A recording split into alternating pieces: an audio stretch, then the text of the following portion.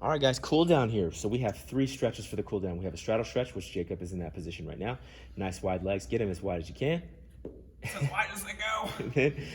So we're going to go here, left and right straddle stretch. So he's reaching to his left or he's reaching to his right here. We're going to do each one of these for 1 minute. Okay.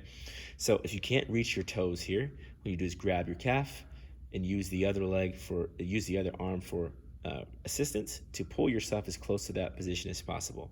We still want you to breathe while you're doing this process. So do not hold your breath for a solid minute while you're doing this. Breathe in through your nose and out through your mouth and really take your time doing that. Okay, so let's go ahead and switch to the other side here. So again, repeating the same movement, the straddle stretch here, stretching for an additional minute on the opposite side here. And repeating the same thing. Sometimes you may notice that one side is more flexible than another, and that's okay. It just means you got some work to do. All right, guys, so we're going to move from there to the runner's lunge. Okay, runner's lunge here. So we have our knee onto a pad of some sort, maybe a pillow at your house, and then you're going to have the other leg into a 90-degree position here. And we're going to push the hips forward and leaning forward here. And you should be able to feel this in your hip flexor, your left hip flexor here and left quad here. And you can squeeze that glute and it'll add a little additional resistance here. So if the left knee is down, you're squeezing the left glute. And then, of course, the opposite here. And we're doing each one of these for 1 minute. So we'll just go ahead and show the other side too real quick here, please, sir. So if the right knee is down, you're going to feel it in that right glute as you squeeze, and you're going to feel it in that right hip flexor as well. Again, we're doing these for 1 minute each. All right, and then the last stretch here will be the couch stretch.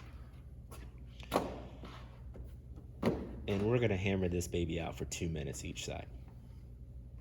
So as Jacob gets himself implanted here, this is a great thing to do, especially if you have a couch, because you can set your foot exactly like this, or you can do it how we typically do it in the gym, which is putting your foot on the wall, having a pad under your foot.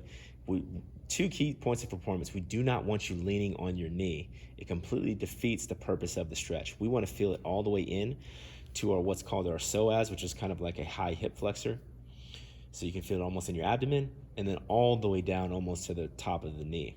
So if you stay upright, you're going to have to adjust where your knee is, but you should be able to stay in this position for 2 minutes. It should be comfortable, but you should be able to feel the stretch as well. You should not be super straining to get in this position. You'll do more harm than good if you're doing that. All right, let's just do the other side here.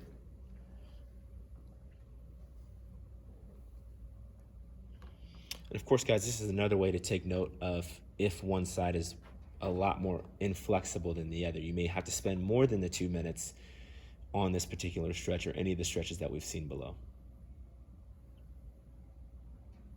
All right, guys, and that's the cool down for this Sunday Fun Day.